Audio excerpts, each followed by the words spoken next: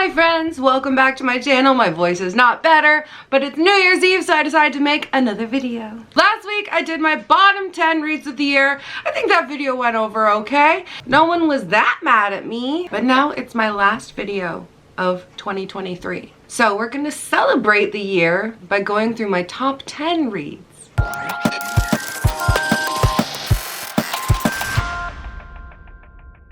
This was a pretty mixed year for reading for me. I didn't have too many 5-star reads. Of the books on this list, I think a few of them are 5 stars. I'll try to remember as we go through. But ultimately, I'm just gonna tell you my thoughts on each of these books. I'll try to remember the star rating, or I'll just make up a new one on the spot because it's my video and I do what I want. As with the bottom 10, we're just gonna go 10 through 1.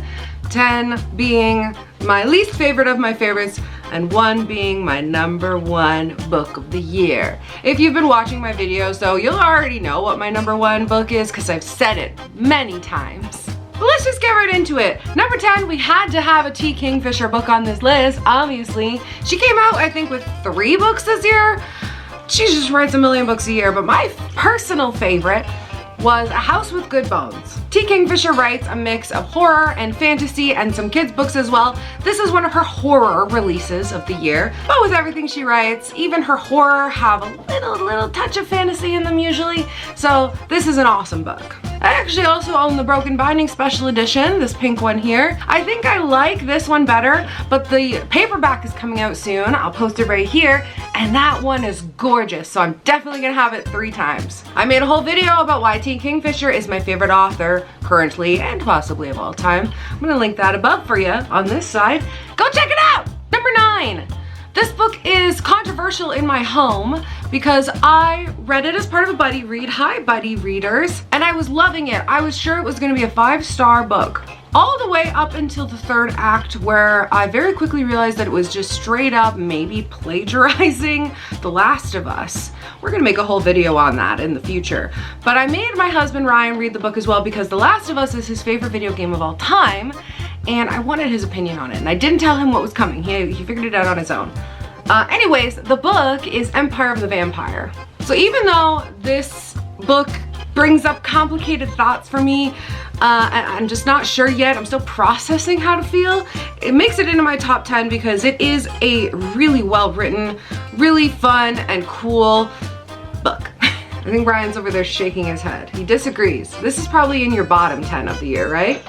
Yeah, so for Ryan, if Ryan was doing a bottom 10, this would be in the bottom. But it's in my top 10, but I'm also conflicted. I also almost put it in my bottom 10. Ah! Anyways, I did really like this book.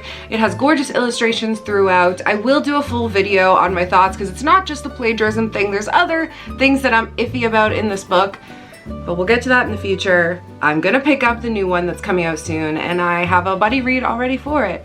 Hi, buddy readers again. I don't know if they watch my videos. Number 8.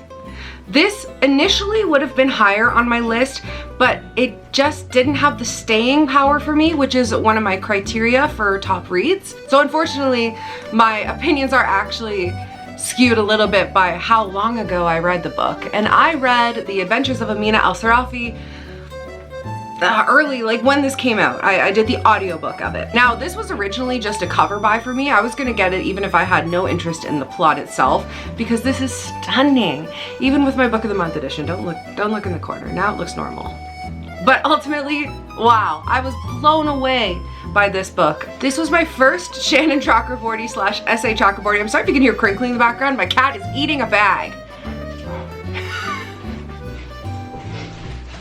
Down! I am a huge fan of high seas adventures, ships, and all of that. This is the first one I've read that's not a Western setting, even a Western-inspired fantasy setting. This is Middle Eastern-inspired, and we have a main protagonist who is a woman who is over the age of 40. Very rare. I really enjoyed this. I really enjoyed the different representations that are in here. I can't go into it because maybe spoilers, but I would definitely check this out if you're a fan of a big, sweeping epic with a lot of humor, lots of unique creatures and plots, and a sexy demon. Oh, and I do really recommend the audiobook. I think this was my favorite audiobook of the year. Maybe number 2. Coming in 7th place is one that I read very recently. It's The Lies of the Ajungo by Moses Osi Utomi. I talked about this a lot in our video recently because I just read it, but I wanted to put it in here again because it's amazing. It's a novella, so if you don't want to splurge on it, I'm sorry. Maybe wait for it to come out of paperback if it's happening, or I could loan it to you, maybe. This is a North African inspired grimdark fantasy. Because it's a novella, it is obviously very short, but the story is small and happens quickly, but it's extremely powerful and it made me cry. Again, I'll link above to my last video talking about this. I won't go through all of it again, but I do highly recommend this. It's super underrated. Unfortunately with novellas, because of the price point and the lack of marketing they get, we just miss them sometimes. But this, do not miss it. Please read it now. Maybe this is why I lose my voice so often, because I scream at the camera. I'm looking at you. But you're cute. Well, I appreciate that. But it's noticeable when you look at me like... Are you mad? Don't look at me! Book number 6, I had a hard time deciding on because it was gonna be one of 2 by the same author. I read both Juniper Thorn and A Study in Drowning by Ava Reid this year. I loved both of them so much, but I think Juniper Thorn just edged out A Study in Drowning because A Study in Drowning is for young adults, although it doesn't really read that way, and it's one of the only YA books that I've read that I really liked. And while they explore a lot of the same themes, Ava Reid, are you okay? Juniper Thorn just spoke to me a little bit more. It was a little more relatable to me, and it's Slavic folklore, so obviously I loved it. If you're at all squeamish or have any trigger warnings, I would just like do some research before reading this book, and I mean any trigger warnings. Like, just check it out first. Ava Reid was a new favorite this year for me. I'm checking out her backlist, which at this point is only The Wolf and the Woodsman, but she has a new book, which is a Lady Macbeth retelling coming out next year early sometime that I'm really excited for. Book number 5 was an easy choice for me. It's The Children of Gods and Fighting Men by Shauna Wallace. This is Celtic mythology inspired, which includes Vikings. Don't forget that there were Vikings in that time. It is set in 981 AD, and it reads like Game of Thrones meets maybe Fae magic meets Vikings / The Last Kingdom. I don't know those shows, but that's what it feels like, and you should read it. Again, I do recommend the audiobook for this. One, because a lot of the names and words are really hard to read and pronounce if you're not Irish. So the audiobook was just really fun for that. Also, it was really well narrated. Another just brutal story. Not for the faint of heart. Wow, we're in the top 4. I had a hard time actually deciding which order my top 4 was gonna be in. Like, I know my number 1 book, but I almost displaced it with something else.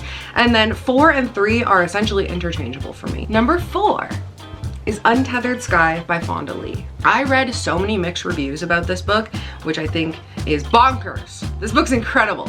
5 million stars. It's a novella, which is, I think, where some people didn't love it, because a lot of people just inherently don't like novellas because it doesn't feel like a completed story.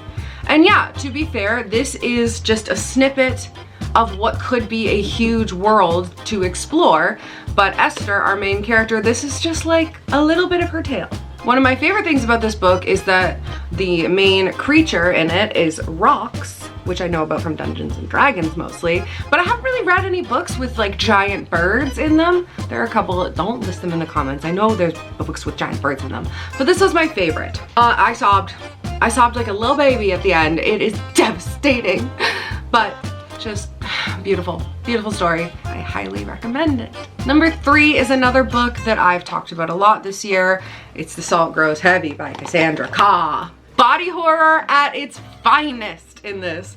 This is a story of a mermaid and a plague doctor just in sort of some kind of fantasy apocalypse. Again, a novella, so it's a very tiny snippet of a larger world, and we don't really know what's going on, but this story's bonkers in the best way possible. This is a great example of the unhinged female character trope that I love, because the main character is insane. This book is violent and bloody and chaotic and wintry and a perfect winter read. And it's a beautiful love story as well. A lot of people didn't like Cassandra's, it wasn't their debut, but Cassandra's previous popular book, Nothing But Black and Teeth. A lot of people didn't like that, including me. It was not one of my faves. Give this a shot. Even if you think you don't like their writing, You will like this. Please try it now. Okay.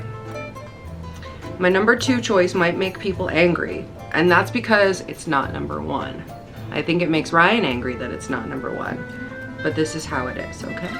This year I finally finished reading The Way of Kings by Brandon Sanderson. I almost didn't include this on the list because it feels so obvious that it's like not interesting to include it on here, and because I started reading it almost 2 years ago. It's a big book, okay? I did the audiobook at 2 times speed because I had to.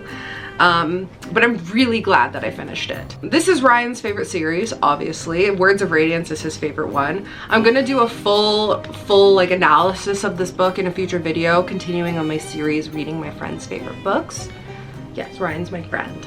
I had a hard time with this one at the start, but Ryan insisted I continue because the Sanderlanche, which is a term I learned this year, exists. It's true. His books start at a decent pace, and then they just freaking avalanche into the best book you've ever read. So the last 20% of this book was incredible. I mean, the whole thing was incredible, but the last 20% was astonishing. Oh my God, mind blown. I'm a Sander fan. I didn't think I would be, but here I am. And one of my goals for 2024 is to finish the Stormlight Archive. Wish me luck. Yeah! Oh, I gotta show you something else too. I'm gonna be very careful with these, but I got Ryan the leather bounds for Christmas. Were these a gift for me? No, they were a gift for Ryan, but I also appreciate them. I'm not even gonna take them out, I'm too scared. What? Oh, and Ryan got the Stormlight figure, so he's coming to get me with a chasm fiend, I think? Yeah. I don't know. You don't recognize it? Get out of here! Oh, I'll kiss it with my lipstick. Don't. He's gonna paint them later. Can you put this away for me, please? Thank you. You're so kind. This is helpful. So that was number 2. No, not number 1. Listen, objectively, I know that that should be my number 1 read. It was the best book I've read this year, but it wasn't actually my favorite, because my favorite, as if you don't already know, was The Will of the Many by James Islington. I love this book so much. I don't even know if I can pinpoint for you what it is about this book that I love so much, but I devoured it and I think about it every day. Almost literally, this is my Roman Empire, and it's inspired by the Roman Empire, so that works out really well. I have never had the sensation of wishing I could read a book again for the first time, except for The Will of the Many. This is dark academia meets Roman Empire meets Brandon Sanderson, in my opinion. That is how I would describe this book. If you haven't read it, I highly recommend. Apparently, it's very similar to Red Rising, which I haven't read since I was a teenager. But it's got a similar plot style to it. This was 5 million stars. I did an extended review on this book a while ago. It was in my underrated books video from before it got popular. So yeah. I did point out one thing in that video that I thought was silly in this book, but I don't care. I'm not gonna say it here. Go watch the video. This book has a mind-boggling ending and one of the most horrifically violent scenes I've ever read. I have a special edition of that one too. Hold on. I unboxed this in a previous video, but I got the broken binding special edition. This cover is devastating, but it's also a spoiler a little bit. I'm a huge fan of the red and gold foiling. It's got the reversible red cover that's the same as the original cover. And I'm gonna show you the end papers. If you don't wanna see them, if you don't want any spoilers for the book, just skip ahead. But these end papers, oh, they reflect that horribly violent scene I was talking about a second ago, and I'm obsessed. Oh, this book is my prized possession, even more than The Way of King Leatherbounds. I just had the biggest scare of my life. My camera stopped filming, and I don't know when, but apparently it stopped filming just when I turned around to put that book away. Ah! Guys, that's it. That's the end of the video. Wow, I cannot believe what a year this has been. Truly, from the bottom of my heart, I want to thank you guys for sticking around, subscribing, liking, interacting with my videos. It means so much to me. I started this channel just over a year ago, and I did not expect really anything to come of it. I just did it kind of for fun and because like people told me I should. And my videos were garbage at the start. They're kind of still garbage now, but I like it. Happy New Year's. I have big plans for 2024. I'm not sure what my first video of 2024 will be, but I know what my first couple will be. So stay tuned for exciting new content, I guess. Before I go, don't forget to like and subscribe and ring the bell icon so you know when I upload new videos. I upload 2 days a week. I'll see you guys next year. I love you. Goodbye.